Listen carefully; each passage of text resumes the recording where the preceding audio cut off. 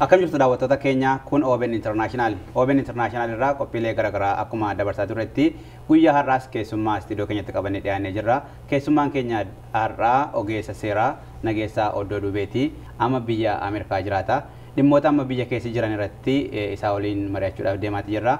Hanga xumuraatti nu waliin turan afeerraa keenya. Baga nagaan dhufte Nageessa. Naafeeruu keessiif horii bule. Walitti deebine.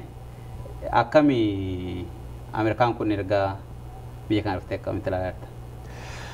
Ameerikaa gaafa dhufu bara 2013 dhufe Juulaay 24 2013 dhufe gaafa dhufu san Winona State University jedhamu asuma Minnesota keessa akka argamuttu admissionii naa kenne jechuudha.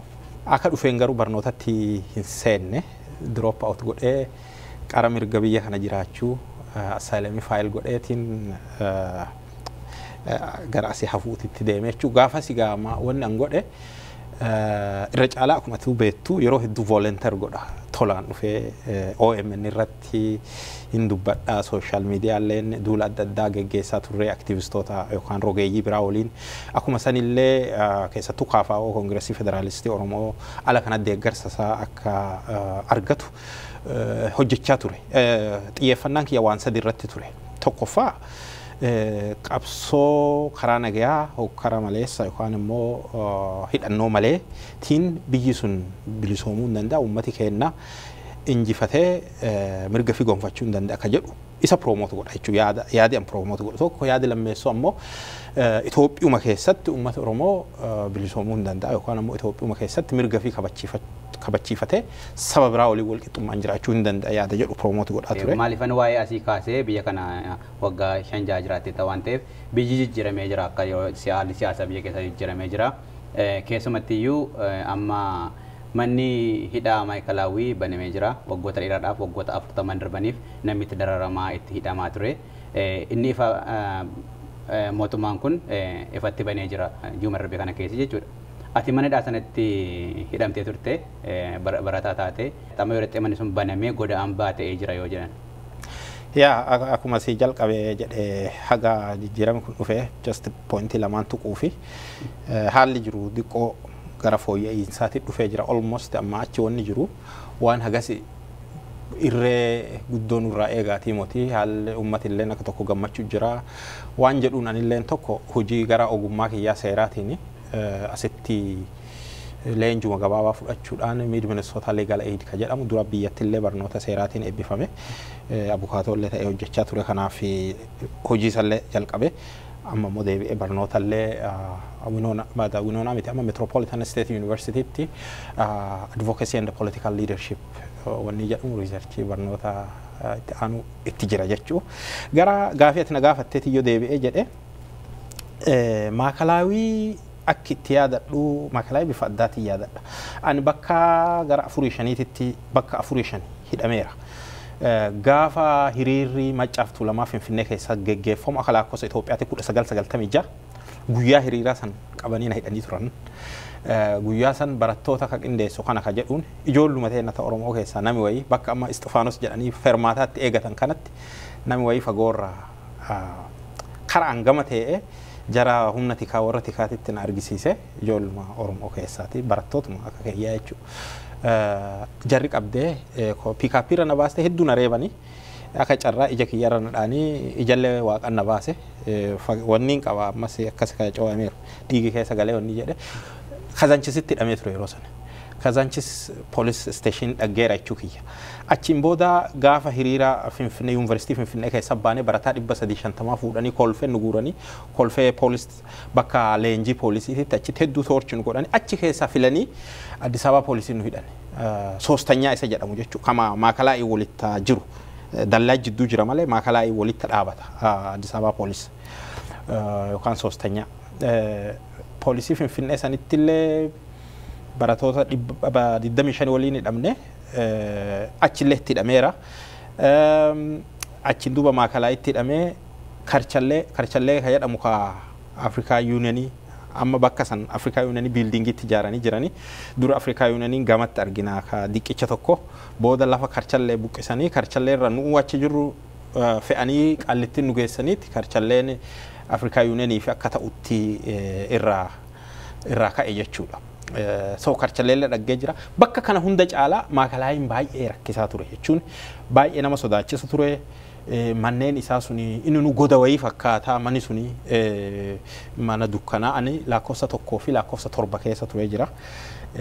Firiyoo dhufee si gaafatu jedhe nama alaa si gaafatu dhufuuyyuun sodaachisan like gaafiin isaan gaafatanuu akka isaan itti sakatta'anu wanni adda addaa namni dhufee si gaafatu hin danda'u keessattuu yeroo mana dukkanaati turtetti gabbaatee akka nama argitu hin godhamu nyaata lachuma fidanii sitta kennanii kanaaf firilleen siin argu haalli achi keessa ture hedduu nama sodaachisaa reebichi jira wanni adda addaa waan jiruuf maakalaayiin hunda caalaa ka bakka hedduu nama sodaachisuuf bakka hedduu miidhaan namarra ga'u psychologically illee xinsammuullee nama miidhanii qaamaanillee si miidhanii haalli isaati environmentiin isaa intimidating jetti faranje hedduu taayiti ka ta'ee fi hedduu kan nama sodaachisu gabaabumatti amma adoo danda'ee bakka san dhaqee daawwadhe keessattuu mana tokko caalaa mana 7 yaadadha mana 7 yeroo dheeraa keessa ture lakkoofsa 7 jechuudha mana dukkana wanni achi keessa yaadadhu tokko barreeffama no matter how long the night is the day shall come ka jedhu girgiddaarra ka barreeffame yeroo hedduu ana hedduu na jajjabeesse halkan haga fedhellee dheeratu guyyaan hin dhufa wanni jedhu sun ana abdii guddoona keessatti ture jechuudha yeroo lakkoofsa 7 keessa turetti ka biraa immoo achi bahee xaawulaa beetii ture xaawulaa beetiin yookaan ministeeroochi ka jedhamu ture achiin duubaan sharaateen adoongeeyni gara karchalleetitti gaafa himannaa nutti banan gara sinna dabarsanii maakalaayii haala sanii yaadadha. Keessumatti riformiin damee haqaa keessatti dhufuudhaa fi maaltu hojjetamuu qaba fakkeenyaaf manniidhaa maayikalaawii amma godaan baateera kana booda uummatarra rakkoon hin ga'u hundumtuu seeraaf heeraan itti gaafatama kan jedhudha. Dameen haqaa maal fakkaata amma ergasii jijjiiramni achi keessatti dhufu qaba waan ta'eef.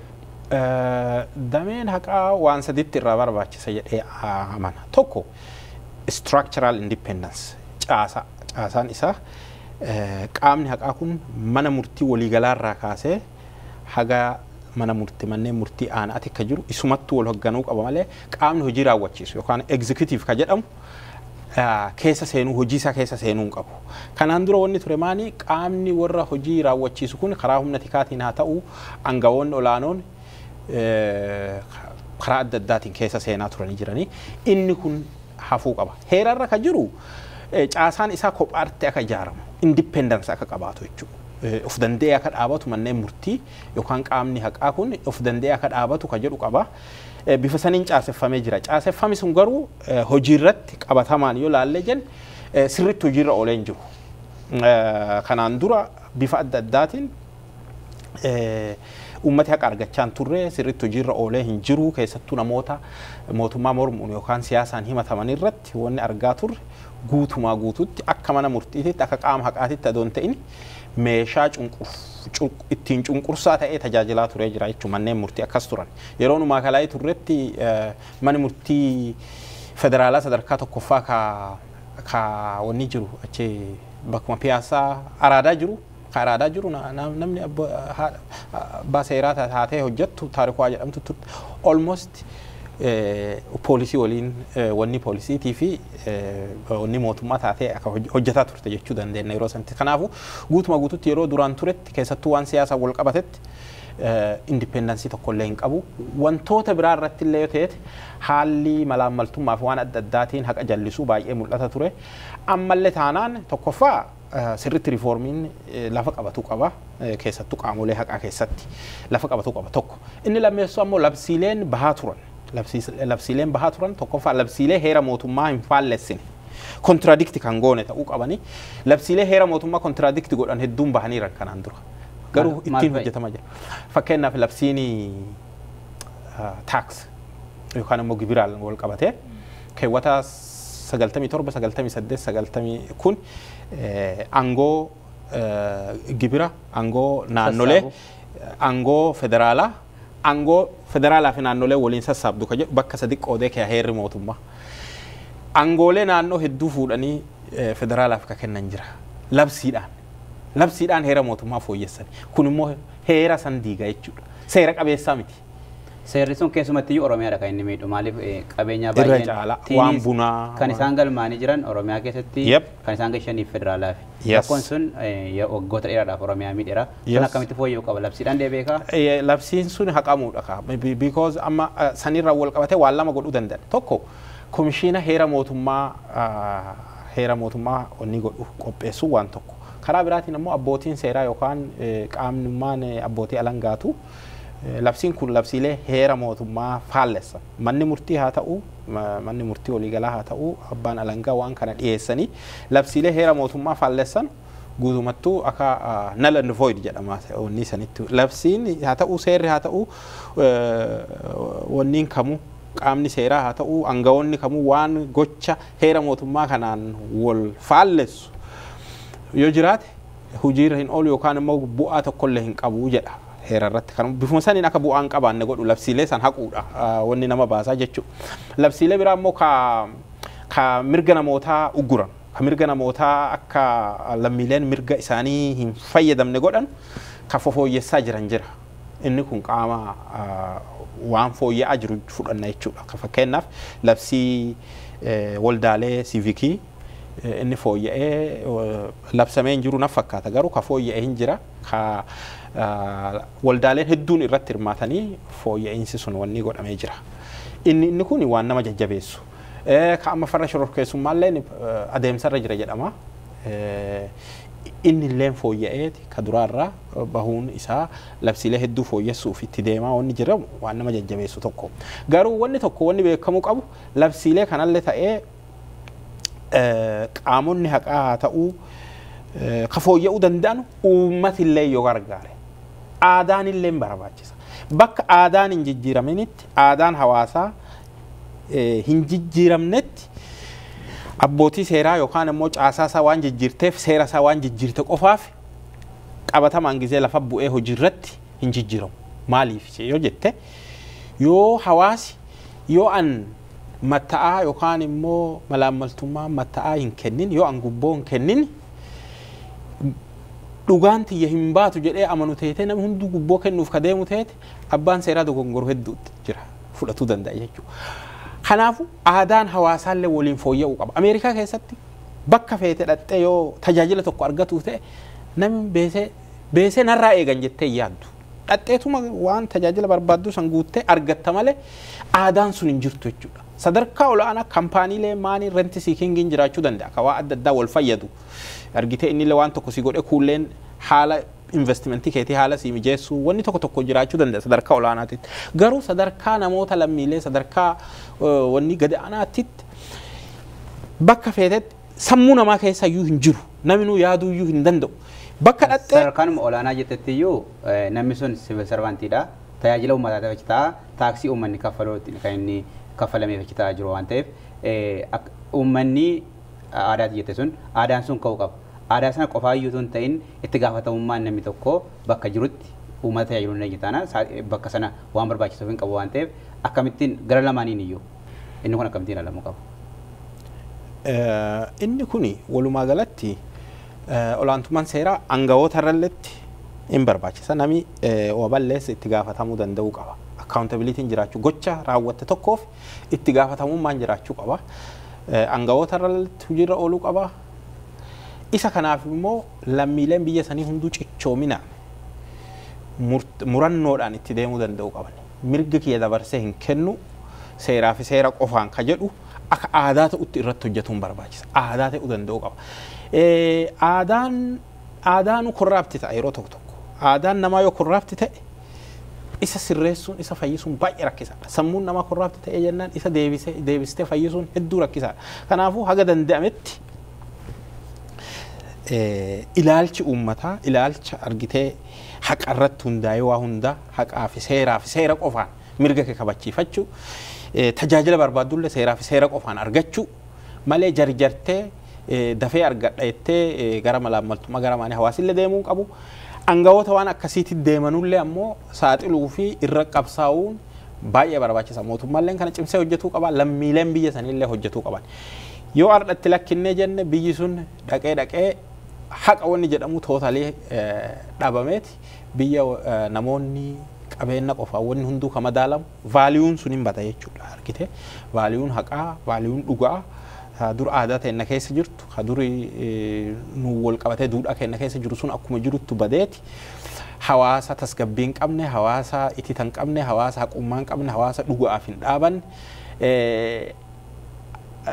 hawaasa akkasii ammoo carraan inni guddatu carraan inni jijjiiramu illeen baay'ee dhiphaadha kanaafuu miidhaa guddaa nurra fida waan ta'eef hawaasa aga dandeenya hundinuu irra hojjetuu qaba mootummaalleen amma fakkeenyaaf gara bulchiinsaatti yoo ilaalte jettu mataa gubbaarra jijjiirameera haa jennuuti malee jijjiirami namoota aangawoota muraasa sadarkaa olaanaarra jiranutti haa mul'atu malee ummati shakkii guddaa qaba jijjiirama kanarraa jechuudha sadarkaa gadi aanaarra yoo gad buute gandaa ka'ii aanaa ta'ii tajaajila ummati kaa argatu sadarkaa sanitti godinarra yoo dhufte ummati maal argaa namootuma kaleessa nu reebaa turetti namootuma kaleessa karaa adda addaatiin nu rakkisaa ture malaamaltummaan haa ta'uu mirga keenya ni jedhaa ture kaleessa irra qabsaa ture isaanumatti as jira isaanuma bakka ol jijjiiree as jira rakkachaa jirraa jedhee kanaafuu jijjiirame homaatu hin jiru jedheetti falmaa jira jechuudha lakki jijjiirame hin jiraa nama kanaan jechuun baay'ee rakkisa maaniif hawaasi kun kan inni argu lakki jijjiirame televizyiinii qofarra jiraa jechuu danda'a jechuudha maaniif aangawoota olaanaan warri biyya bulchu waan qajeelaa dubbataa wanni isaan ummata dabarsan maal kun waan bareeda ummata kanarraa hin gammada garuu of bira bu'ee jireenya guyyaa isaa keessatti tajaajila adda addaatiif bakka deemutti wanni inni argu waanuma duraasan jechuudha kanaafuu hin jijjiiramne ka jedhu jira jechuudha. Biyya sana keessatti dhugaa hin aalamne jijjiiramni jira jijjiiramni siyaasaa jira keessumatti iyyuu qaamni duraan kaleessa waa garaagaraa hojjechaa ture amma hin jiru garuu jijjiiramni sun akkamittiin ilaalama ija sabaaf sablammotaatiin maaliif gama tokkoon mootummaa Oromooti warri jedhan jiru gama biraatti immoo Oromoon gaaffiin koo gaaffiin sila qabsaa'ee fi hin deebine jechaa jira akkamittiin ilaalama jijjiiramni sun sadarkaa maalirra jira gama tokkoon Oromoon abbaa dabaree ta'ee aangoo qabatee malee hin jijjiiramne warra jedhu jira karaa warra Tigraayitti irra ture olaantummaa warra Tigraayitti ture amma immoo isaan kufanii jennaan olaantummaa Oromootti dhufaa jira warra jedhu jira inni kun dhugaa miti Oromoon immoo gaaffiin koo hin deebine jedha gama biraatti dhugaa inni kun olaantummaa Oromootti dhufe ka jedhu dhugaa miti wanni jennuufi maanii tokkoffaa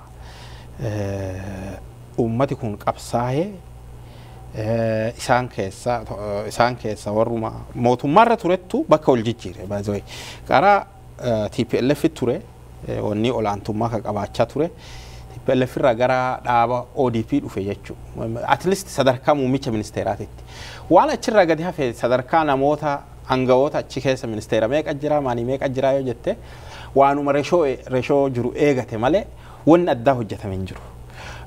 Oromoon akka olaantummaa argatu wanni addaallee ka hojjetame haga ammaallee hin jiru. Dhugaan jiru kana namni hunduu waan dhaggu. Gama Oromootiin immoo lakkiin waan arganne gaafiin keenya hin deebine ka jedhu wanni guddaa jira. Dhugaan jirtu gaafiin Oromoon irratti qabsaawaa ture hedduun hin deebine. Gaafiin afaan Oromoo afaan federaalaa gochuu hin deebine. Gaafiin Finfinnee wal qabatee faayidaan addaa Finfinnee ka sabi keenya irra gaafata ture hin deebine. Maybe gaafiin tokko gaafiin naannoo sadarkaa naannooti ofiin of bulchuu tokko wal akka an deebi'eera jechuu hin dandeenya. Fakkeenyaaf naannoon Oromiyaa akka durii TPLF nama muddee Muktaar Ebeluu haa ta'u jettee yookaan Ebeluu haa ta'u jettee qaamni biraa Oromiyaarra nama muudaan jiru. Yoo wal cunqursineellee numa wal cunqursaa jira malee qaamni biraa qaamni isaa bulchiinsa jaarmiyaan saba biraa nurratti akka fedhen nama muudaan jiru. Uummataan hin filamne malee jechuun filannoo dhugaatiin filannoon bara uummati bilisa ta'ee filatu waan hin jira miti akka biyyoota biraatti dhagarutti filannoo akkasiitiin godhamee bakka bu'ooti uummataa guutuun filannoo akkasiitiin hin filamne malee sadarkaa amma jirrutti yoo xiqqaatee jedhe namni naannoo Oromiyaa bulchu namuma Oromooti yookaan bulchiinsi naannoo Oromiyaa qaama biraatiin ajajamaan jiru. Kun partially gaafiin ofiin of bulchuu sadarkaa naannootti deebi'eera jechuun dandeenya jechuudha. Tokko isa inni gara biraa gaafileen biraa kanaan dura ka'aa turan akkuma isin jedhe gaafileen baay'een deebi'anii hin jiran. Yeroo gabaabduulletti yookaan ji'a tokko ji'a lama ji'a sadiitti deebi'uu qaban jennee hin yaannu. Garuu amma jijjiiramni kun haga dhufee at least waggaa tokkoofi akkana haga muummichi ministeeraa aangoo qabatee waggaa tokko dabree jira. Uummati eegachaa jira jechuudha. Argitee gaafileen ta'e nuu deebi'a jedhee uummata Oromoo illee eegachaa jira. Gama biraatiin immoo warri ammaan tana Oromoon olaantummaa fudhate jedhu kuni wanni isaan jedhanuuf beekamuu qaba. Wanni isaan jedhanuufi ammatti Oromoon olaantummaa argatee adoon ta'in olaantummaa dhiisi sadarkaa amma hojjettoota yoo reshoo hojjettootaa fudhatte mootummaa federaalaa irratti harki irra caalu maybe saba afaan Amaaraa dubbatu irraati. Oromoon maybe persentiin isaa persentii 20 illee fanga'u ta'a. Sadarkaa mootummaa federaalaatti ta'u dhaabbilee mootummaa federaalaa kan akka telekomunikeeshinii, akka baankii, instituushinota yookaan ammoo jaarmiyaalee dhaabbattoota mootummaa federaalaa qofaan hoogganamu kan naannoon hin hoogganne jira. Kan mootummaan federaalaa qofti hoogganu. Elpa, electric power fa'aa maal ka jedhan kana yoo ilaalte Oromoon maybe yoo keessa persentii 10 iyyuu waan ta'u natti hin fakkaatu. Wanni amma olaantummaa Oromooti dhufe jedhanii iyyanuufi walqixxummaa fiduu danda'anii olaantummaa dur nu qabnu san la biirokraasii beeki caasaalee mootummaa waggaa 100 wayii ijaaramee jira biyya san keessatti. Instituushinoti dhaabbileen tun waggoota 100 wayii ka ijaaraman kan warruma yeroo duraa olaantummaa qabutti argitee firummaa maalii wal guureeti ijaareera instituushinota hedduu. Waan hawaasi cunqurfamaan kun dur hin argine jira ka fagoorraa hin argitu gollaniitu fayyadaman jira. Daldalaan waan adda addaa waan kana sabi biraa duran irraa fagoo ture kulleen itti seeneeti gabayaa kana dorgommii kanas seenee yookaan haga tokko walqixxummaa dhufaa ka jedhuun walqixxummaan sun akan dhufneef jedhaa wacaa jiran malee Oromoon olaantummaa fidu dhiisi walqixxummaa fiitu sadarkaa amma diinagdee keessatti siyaasallee keessa yoo ta'e siyaasallee ammuma namni tokkochi muummicha ministeeraa ta'e malee biirokraasii jiruu fi maali yoo dhagarte hawaasummaan illee yoo argite magaalonni hundi ati ilaalte magaalli Oromiyaa keessa jiru ati ilaalte Oromoo miti magaalichi. So walumaa galatti wanni olaantummaa jedhamu olaantummaa Oromoo jedhamu hin jirtu ammaan tanatti garuu argitee carraa amma argame kanaan nami kennallee diqqoosi confidence itti dhagame jechuun argitee ifitti amanamummaa argatee jira. Maybe hawaasummaan biyya sanii afaanii wal qabatee aadaa wal qabatee argitee wal makaa hundaa calaqqisaa dhufuu danda'a. Ka dur tokko callaa calaqqisu sun ka hedduu calaqqisaa heddumina san mormuudhaaf kana waan jedhan fakkaata. Caasaaleen federaalaa akkuma jette waggaa 100 meeqaaf kan ijaaramanidha. Namoonni kun dhaabbataan warra achitti qacaramanii jiraatanidha. Muudama siyaasaatiin warra dhaqan miti. Caasaan jijjiiruun ammas akkuma waggaa dheeraa fudhachuu danda'a sana jijjiiruun. Nama hojiirra jiru tokko asii ka'itii nama akkasiitti bakka kana bu'aa wanti jedhu hin jiru. Sun adeemsa keessa wanta jijjiiramaa deemudha. Gama muudamaatiinis yoo ilaalle namoonni Oromoo waggaa tokkoof walakkaatti hamma kana hin agarru. Garuu akkuma jettee duula achirratti gaggeeffamaa jiru tarii uummanni kun wal ijaaree dhufaa kan jiru irratti rakkoon isaanii guddaa inni kan biraan. Isa qofaatu hin ta'in amma kan mul'achaa jiru sabboonummaan Oromoo masaraa mootummaa galeera warra jedhan jiru. Oromoon ammayyuu hojii gurguddaa hojjechaa jira waliin ta'ee hojjechaa jira kan jiru. Gama biraatiin immoo jijjiiramni kun akka Oromoon eegutti hin deemne gaaffilee kana kaasee isa qofaatu hin ta'in federaalizimiin sirni federaalizimii sun iyyuu rakkoo keessa galee jira kan jiru jira. Oromoos dabalatee saba kan biraas dabalatee sana maalirraa kaasuu yeroo darbe walaloon sadarkaa masaraa mootummaatti dhiyaatu imaammata mootummaa tokkummaa uummataa kan agarsiisu ta'uu qaba. Walaloon dhiyaate sun garuu ejjennoo mootummaa hin agarsiisu warra jedhan jiru. Sun maaliif qulqullaa'uu dadhabe naannoon sun? Dhugaa walaloon sun walaloo sirrii miti walqixxummaanii hawaasa biyya sanii jaalalaan nagayaan waliin akka jiraatu ka godhu miti. Tuttuqaa hedduu qabaa arrabsoo saboota xiqqeessuu waan kana of keessaa qaba. Waan sadarkaa mana yookaan masaraa mootummaatti dhiyaatu qabu miti.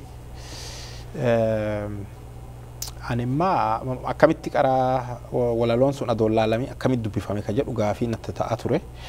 Garuu masaraa gubbaa adoon ta'in ka muummicha ministeeraa adoon ta'in ka pirezidaantittiin keessa jirtu sanitti qophaa'e ka jedhu eega dhaga'een duuba.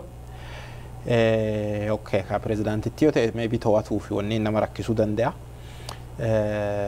Garuu amma achi waan akkasii akka hin deebine irratti hojjetuun baay'ee barbaachisa. Maaliif jennaan tokko saba waliin buusa. Biyya san keessa wanni guddaan nama sodaachisu tokkoyyuu saboonni biyya sanii waliin bu'uu danda'u. Akka saboonni walitti hin buune godhuun baay'ee barbaachisaa. Sabaan eenyummaa sabaa tuttuquun kun baay'ee rakkisa baay'ee bu'aawwan hamaa uumuu danda'a. Balaa hamaa geessisuu waan danda'uuf isa kana to'atuun hedduu barbaachisaa jedhee dhaamuu barbaada. Gama biraatiin immoo qabxii kanarratti waan an dabaluu fedhu tokko. Haga saboota biraa saboota adda addaa waliin jiran keessattuu warri sanyummaadhaan yaadu warra sanyummaadhaan yaadu ennaa jennu namni hedduun gara saba keennaa fida. Anaa fi warri sanyummaan nu uumati ka sanyummaa yaadu. Isaan warri hedduun sanyummaa jedhaati gara keenna qabuu fedha. Garuu ka sanyummaa yaadu nutti warra biraa caalaa nutti nama barsiise jedhu sanyummaan waan amma racism or amma afaan zareenyinnatti isaan jedhan sun warra biraa san irraa calaqqisa. Nutti saba biraa caalaa dhanii saba biraa tuffachuun xiqqeessuun olaantummaa agarsiisu ka yaalanu isaan nuttu isin qaroomsee wayaa isin uffisee maalii goonee lukkuullee nyaatu nutti isin maal waan kana warri jedhu kun warri sanyummaa yaadu warra kana.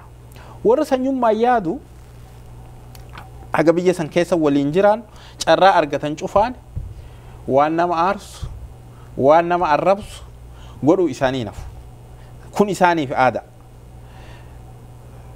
Kanaafuu sabi kenna waan xixiqqoo isaan akkasii goggodhan kana jala deemuu caalaa haga dandeenyetti gaafilee teenna ajandaa kenna qabanne ajandaalee like gaafilee lafa kenne qabna ka kanaan dura gaafanne qabna isa hordofnee mootummaan akka deebisu dhiibbaa godhuu gama biraatiin waan gama kennaan hojjechuu qabu saffisaan hojjechuu akka diinagdeen siyaasaan mirga kenna kabajnuu irraa beekamu diinagdee kenna karaa hundaan agartee akka guddachuu danda'u hawaasi kenna afaan kenna akka dubbatu eenyummaan kenna waan hundaan wal guddisuu irratti irra caalaa xiyyeeffannaa akkasii waan garii arrabsoo garii tuffachaalle bira dabruu barachuun barbaachisa because nami si arrabsu nama moohamettu si arrabsa nami amma ati waliin fiigicha waliin fiiddu tokko yoo si dura jiraate sin dhawu si homaa siin hin jedhu garuu yoo ati dhuftee bira dabarte yookiin afaaniin si arrabsa yookiin dudduubaan si dhaa because moohameeti gaafa ati waa achiif godhuu jalqabdu gaafa ati bu'aa buufachuu yookaan dursuu jalqabdu arrabis irraa naafu arrabisa mallattoo moohamuuti gaafa caalamu namni dallanee si arrabsa waan ta'eef akka saba keennaatitti irra caalaa yoo si arrabsanii arrabsita garuu xiyyeeffannaa guddaa ka ta'uu qabu ajandaa isaan waa wayii darbaa jecha wayii darbaa maalii jala deemuu caalaa nuti maanti nurraa eegama waan jedhu ajandaa kenna promote godhacha ajandaa kenna bakkaan akka geetowwacha garasi deemuu qabna jedhee yaada. Fi sagantaa qophaa'e sana guyyaa shaniif kan inni gaggeeffamaa ture iddoo garaagaraatti dhumarratti masaraa mootummaatti kan inni xumurame. Haa ta'u malee qopheessummaa waajjira ministeera muummeetiin qophaa'u malee masaraa pirezidaantiitti kan inni gaggeeffame. Isa qofaatu hin ta'in sagantaan tokko yookaan immoo walaloon tokko qophiin tokko gaafa dhiyaatu waajjira dhiyeesse sun waajjira mootummaa erga ta'e beekuu qaba. Ilaaluu qaba wanta ta'u isaan. Jechuun sirna ittiin bulmaata biyya sanaatiif kabaja sabaaf sablammootaatiif akkamitti yaadanni jedhu qoratamuu qaba ture. Ammas waan irratti hojjetamuu qaba waan ta'eef. Namoonni ammayyuu jijjiirama kanaa wajjiniin deemaa jiran eenyu fa'i? Isa kana mootummaanis ilaaluun qabu waan jiruudhaaf inni kaase kan. Dhugaa dubbachuuf hanqina guddaa jira achirratti. Dadhabina guddaa jira. Maaliif jennaan masaraa san keessa namoota sirni sabaaf sablammii walqixxummaan sabaaf sablammii kabajamuu ittiin aman sirni federaalizimii amma jiru kun akka itti fuufu yookaan immoo mirgi sabaaf sablammootaa akka kabajamu warra hin feen warra afaaniin haa dubbatanii malee yoo danda'an olaantummaa afaan tokkoo afaan biraa hundaa dhabamsiisanii afaan tokkoon eenyummaa tokko jalatti projektii duraan waggaa dhibbootaaf ture san projektii san itti fuufsisuu fedhanu jira. Nu ammoo kafeenu hawaasi keenya Itoophiyaan diinateenna yookaan Itoophiyaan diina kennaa biyya kennaa mutii ka jedhu san akkasitti akka laalu odoon ta'in Itoophiyaan biyya teenna jedhee gaafa biyya teenna jedhu garuu Itoophiyaa sabaaf sablammii maraafiteetu Itoophiyaa haaraa Itoophiyaan durii sabootaaf hin taane Itoophiyaan durii yoo taatellee namoota muraasaaf teete sirnootaa fi namoota sirnoota san jala deeman yookaan warra afaan san dubbatan warra eenyummaa saniif aadaa san qaban amantii tokko afaan tokko aadaa tokko warra wanni akkasiitiin deemaa tura pirojektiin ture san san dubbisu san guddisuuf jecha afaanota biraa qancarsuutu ture sagantaan ture pirojektii santu dhufee maybe waggootuma 27 dura cabe pirojektiin sun akka duraan dhufeen ittiin deemne sadarkaa mootummaatti haa cabu malee artiin waan danda'an cufaan ittuma turan nuti gaafa sirna dabre waggaa 27 morminu wanni mormineef wanni heeraa fi seerarra taa'isuun hojiirra nu oollee walqixxummaan heeraa fi seerarra taa'isuun nuun kabajamne mirgi keenya nuun kabajamne eenyummaan keenyallee gahaan nuun kabajamne mirgi dimookiraasii nuun dhufne mirgi dimookiraasii yoo dhufe aangoollee akkaataa baay'ina keenyaatitti hirachuu dandeenya nama filanneen buluu dandeenya mirga keenya sadarkaa kana kabachiifannaa ka jedhuuf qabsaa'aa turre warra biraa immoo maaniif qabsaa'aa ture lakkii warra biraatii maafi mirga kennitanii sabaaf sablammiin biraa maafi afaan ofii dubbattee ma afaan aadaa ofii dubbatte sabaaf sablammiin afaan ofii dubbachuu Itoophiyaan diigamte sabaaf sablammiin eenyummaa ofii himachuun hin jirru bannee Itoophiyaan baddee Itoophiyaan diigamte maafi diigamte kun an Oromoo jedhee Itoophiyaan diigamte kun waya aadaa uffatee yoo shubbisu waay bannee jedhan so interesti contradict gootu kako yoo kun gara lixaa deemu kun interesti akkanaatiin sirna wayyaanee irra qabsoon gaggeeffamaa ture jechuudha maaniif mirgoonni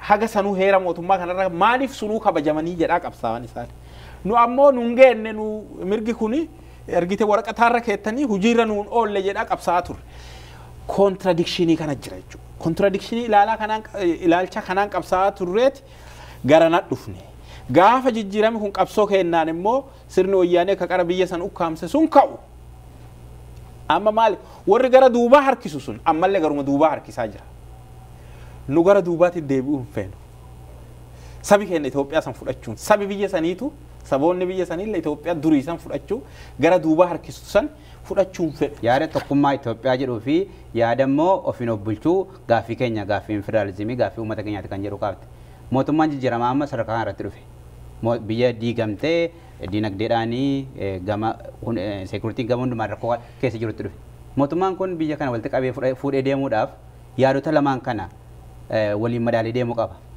sun immoo komii gara lamaanii kaasaa jira warri tokkummaa jedhanii mootummaan kun warra sanaaf deemaa mootummaa baluutii kanaaf ammasii qabsoo keenyatti funna kan jedhu jiru gaaffiin uummata keenyaa immoo deebine gaaffiin sila gaafatamee jiru mootummaan kun haala sana gidduutti akkamittiin deemuu qabu. Asirratti gaaffii jalqaba waa'ee masaraa mootummaatiif jette amma masaraa mootummaa san keessa ufin dhaggu dhugaa dubbachuuf saba Oromoolle ufi dhaggaan jiru muummicha ministeeraa tokkocha malee naannoo san keessa ufi dhaggaan jiru yoo xiqqaate baalaansi godhuu danda'u qaban achillee keessa waan tokkochi sun muummichi ministeeraa saba tokkorraa saba kana ta'eef kaafe hundaa warra ilaalcha biraa qabu ta'uu hin qabu at least ilaalchi amma jenne ilaalchi kun lamaan hin jira biyya san keessa ilaalcha kana lamaanuu ka calaqqisu namoonni akkasii achillee arguu barbaannallee ergite wanni amma walaloon akkanaa kun wanni dhufteef san adoo qaamni waan akkanaa kana laalu jiraate adoon achi jiraadhe hin bahu adoo ati jiraatte hin bahu wanni akkanaa kun yookaan namni biraa namni ilaalcha addaa ilaalcha saboota kanaaf walqixxummaa sabootaa irratti amanu walqixxummaa saboonni ergitee federalizimii sabdaneessaa kanatti amanu yookaan maltii wanni kanatti amanu adoo jiraate wanni akkasii hin ta'u kanaafu ammallee ta'etu inni kun sirraa'uu qabaa ka jedhu tokko inni lammeessoo yaadi kun lamaan hin jira biyya san keessa ilaalchi siyaasaa lamaan kun ka wal faallassu biyya san keessa hin jira isa kana akkamiin hiikamuu danda'a akkamiin hiikuu qabna ka jedhu irratti ani silaa rekommendeeshiniin kiyya isa kanaafillee angafa waa'ee maakalaayii dubbachaa turre warra maakalaayiitti hidhamee achitti dikamee bahe ka maatiin irraa ajjeefame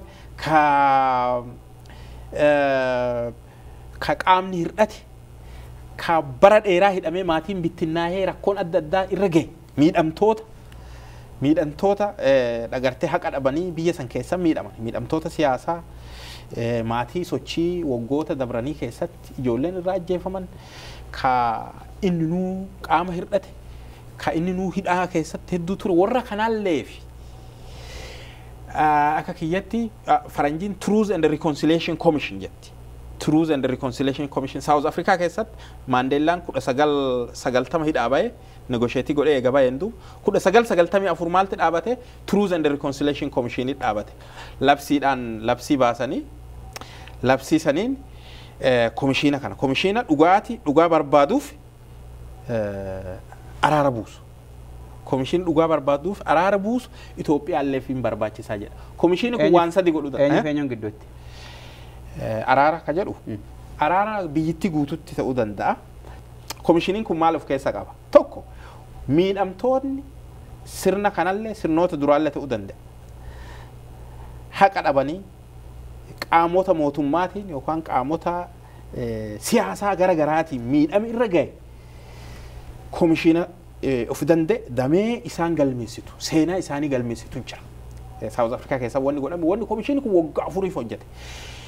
Warri miidhame achi galmaa seenaa fi hin himata hin waraabbama seenaan isaanii suni hin galmaa hin barreeffamaa hin waraabbama guyyaadhaan televizyiiniin dabra ture wanni suni kun gama tokko gama biraatiin immoo warri nama miidhe kayyakka raawwate poolisii haa ta'u angaawo mootummaa haa ta'u ka sadarkaa adda addaatitti miidhaa namoota irraan gahelleen bakka itti galmaa'u jira. Waan balleesse hundaa hin himata. Warri miidhame suni nama isa miidhe waliin himata. Maqaa waliin namni maakalaa'in nagara fi ebeluuti. Ana kana qorate rattaa fakkeenyaaf rattaa tasfaa'eeti. Hin beeka. Waa inni na godhe waliin himadha jechuudha. Yoo carraan sun argame. Akkamitti kana reeban waan narra gahee waliin himadha jechuudha. Gaaffiin sun gaafatamaa ture yeroo garaagaraatti biyyatti wal geggeeffamaa turetti gaafatamaa ture gaaffiin sun. Yes. Kanaafi warri miidhame akkasitti himata. Warri nama miidhelleen hin galmaawaa. Amma South Africa fakkeenyaaf keezii 22 dhibba afur haa ta'u akkasi 22 keessa akka ta'e hin beeka. Keezii 20 oli ka dhiyaate jechuudha keezii miidhamtoota. Isa san keessa namooti immoo 17,000 ta'anu ka warri nama miidhe jechuudha. Warri sadarkaa adda addaatitti himatame ka dhiifama gaafatu galmaa. Isa keessa 1,700 dhiifamni taasifame jechuudha. Warra kaan maal godhe jechuudha. Komishiniin kun qulqulleessee manneen murtiitti ergee jechuudha. Akkaataa balleessaa isaaniitti accountability dhufa jechuudha. Kabiraa immoo wanni waa'ee siyaasaa kanallee kaase komishiniin kun siyaasi biyya sanii garamitti deemuu qabaa ka jedhullee recommendation fi kenna. Yaada wal falmisiisaa ta'e kanaafi siyaasi biyya sanii garamitti deemuu qabaa ka jedhullee recommendation kenna. Seenaallee revise godha. Seenaa biyya sanii ka jallatellee dhugaan jirtu kana jedhee dhugaa gabbaasa jechuudha. Kanaafu wanni kun akkuma argan namoota karumarraa guurteeti miti warra ogummaa waan kanaa qabu. Maybe dura taa'aa isaa nama amantii South Africaatti nami hoggane Desmond Tutu pastor wanni paappaasi. Desmond Tutu hogganaa godhame garuu biyya alaarra warri expertii kana qabu expertise ogummaa kanaan hedduu hojjetee jiru biyyoota adda addaa irratti hojjetee jirutti. Argite baajata gahaa waliin itti seene achiin duuba warra miidhameef akkaataa wanni isaaniitti wanni illee godhameef argite waan isaan kana fayyisu tokkoffaa himachuun sunu dhiibbaa isaanii waan irra ga'e himachuun sunu isaaniif reliefii fidu jira healing jedhuun hin fayyan karaa biraatiin immoo waan isaan kana deebisanii gadhaabuutu hojii isaan hojjetan jechuudha. Ka barnoota deemuu danda'u barnootatti ka haala addaatiin argite daldalaa fi waan adda addaa mijeessanii fi namoota miidhamtoota kana bifa sanii yoo sanni biyyi tun wanni ta'a deemti. Argite nami wal miidhee fi kas miidhee fi ka miidhame maal jedhaa ka miidhamelleen achumatti argite miidhaa fi isa walii ukkaamamee turuurra komishinii akkanaa adoo dhaabanii biyya san keessatti namoota akkanaa kanallee fayyisuuf hin ta'a.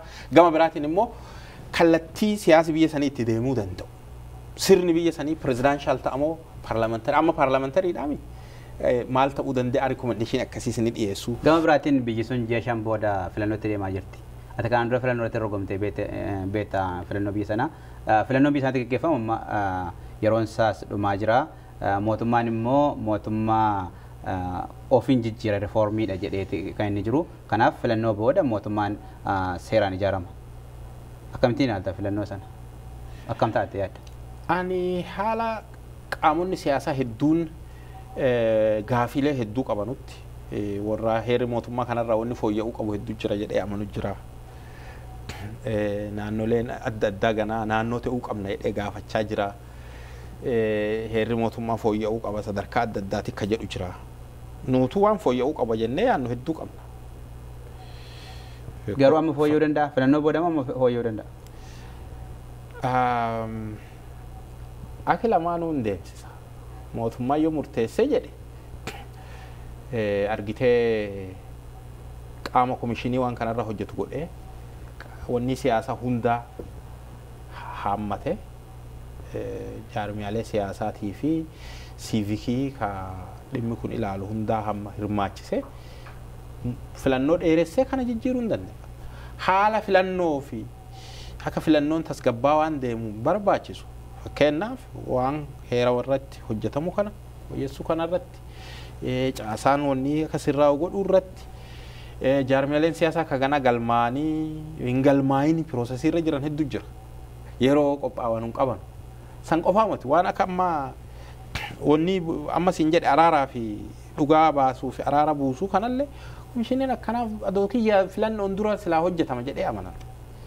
Because achi fresh startiiti argite filannoon. Kanaafuu maaliif warri amma gara aangoo dhufe kun haga ammaa sochii haga ammaa goggodhaniin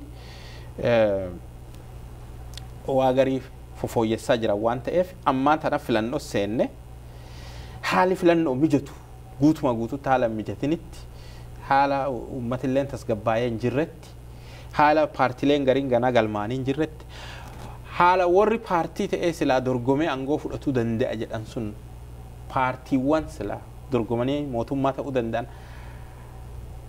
qophaa'anii jiru gaafiin jedhulleen gaafii guddaadha. Haala sun hin qophoofnetti haala gaafiin hedduun jirutti filannoo amma filannoo gaggeessuun anatta xiqqoo dafee biyya san gara tasgabbii dhabuutti dabarsuu danda'a ka jedhu sodaa akkasii qaba waan ta'eef adoo ana gaafatanii hin dheerata. Gama biraatiin heerri mootummaa waggaa 5 filannoo gaggeeffamuu qaba jedhamee jira. Yeroo sana eegaa jiru. Amma magaalaa Finfinnee keessatti yoo agartee miseensonni mana maree yeroo isaanii darbeera jedhamee dubbii ka'aa ture beekta. Kanaaf yoo guyyaa filannoo sana darbe immoo rakkoo kana caalaa fiduu hin danda'u akka heera mootummaatti. Heera mootummaa kana gaafa heerri kun hin jirre akkamiin dhufe jennee gaafachuu qabna. Heerri mootummaa kun yoo mootummaan jiruu fi qaamonni jiran walii galan barka jedhaa jirru yoo dabarsuu teete heeruma mootummaa kanaa gara rivaayis gochuutitti dabarsitaa jechuudha. Argite? Because qaama heera mootummaa kana tolchattu hawaasa warra hawaasa ammaa fi sadarkaa adda addaatti ijaarame akka instituutionitti jiru kana as fiddee heeruma kanaa fooyyessuudhaaf. Siigalee heeruma kanaa fooyyessuudhaaf haalalee mijatuu danda'u mijeessuudhaaf goota jechuudha. Gaafas immoo heera salle gootee maybe heera salle sagalee uummataatti dhiyeessite jechuu fresh startii godhuu yoo barbaachise sun ka godhamu. Yoo ammoo san hin godhu ka jedhamu taate yoo sun rakkoo guddaa fida ka jedhamu taate ji'oota amma filannoon gaggeeffamu ji'a afurtaa fee jira amma yoo xiqqaate filannoon kana gaggeeffamu gidduutti wanti jette kun ta'uu danda'a yeroo isaatti. Ji'a haganaa kana jidduu wanni sun ta'uu hin danda'u. Wannooti amma hin jedhe ta'uu hin danda'u. Yoo kana goonu teete heeruma sanuu waan fooyyessunuuf heera san amma kabajaa hin jirru. Haga eega fooyya'e duuba kabajnya jechuudha. Siigalee mi? Yoo gocha kanatti deemne jechuudha. Filannoo dheeressina jenne heera sanuu fooyyessuu piroosesii filannoon duratti fooyya'uu qaba jechuudha. Illee wanni irraa fooyya'u. I think ka murteessu paartileen adwaa'uu keessa jiran sun arfan sun akkaataa isaa itti walii galanii murteessa. Ammaan tana irra caalaa warri biraalleen yaada kenna malee ka jijjiirama kana akkuma duraan argite haaromsa goona jedhanii hidhamaan akka hiikamu maal akka jedhu uummati kun qabsaawaa ture malee qabsoo uummataa san dhaga'ee haa jijjiirru ka jedhe warra aangoorra jiru kana. Fuuldura deemuu hin dandeenyu. Kanaaf uummata kana dhageenye hidhamaa hunda hiikne riifoormii haa goonu ka jedhu isaanii. akkuma san riifoormii san ammoo sadarkaa tokko fuuldura dabarsine heerri kulleen fooyyessine because heerummaan sunu heerri mootummaa kun amma ideemsa heera fooyyessuu saniin yoo fooyyessine itti hedduu rakkisa. Waan hedduurra heerri amma kabajamaan jiru fakkeenya namoota hiina jedhanii gaafatan naannoon gariin dhooggatu jira. Heera kanan fooyyessa yoo amma jette amma keewwata heeraa 100 adeemsa heera ittiin fooyyessitu jira. Adeemsi sun baay'ee cimaadha. Caffeen naannolee maraa sagalee kennitee dabarsitee keeyyata tokko fooyyessuuf. Afaan Oromoo afaan federaalaa kan jedhu san fooyyessuuf pirooseejarii akkasii qaba. Naannoleen hunda kuulama sadaffaan achi manni maree biyyoolessaa paarlaamaa fi manni maree federeeshinii House of Federation illee walitti lama sadaffaan maal ta'e haala saniin fooyyaa. Pirooseejarii isaa maal jedhanii afaan faranjii stringent kasalphatti hin fooyyenne jechuudha akka malee duudhamee jiru jechuudha. Kanaafuu sun hunduu waan jiruuf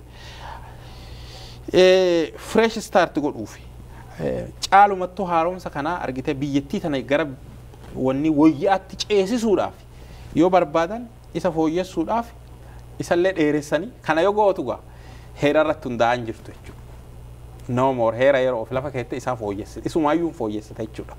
Akkasiin yoo godhan dheeressuu danda'anii komishiina kanallee dhaabuu danda'ani. Carraa lama jira. Yoo sanii moti heera kanan kabanya ka jedhanu teete most probably filannoo sodaan jiru jechuudha. Filannoon geggeeffamu kun carraan irra caalaa jaarmiyaaleen siyaasaa hedduun qophii gahaa kan qabanu kanaaf warruma amma irra jiru kana mo'ataa jechuudha. Maybe achirratti immoo mormiin wanna adda addaa jeequmsi illee ka'uu danda'a.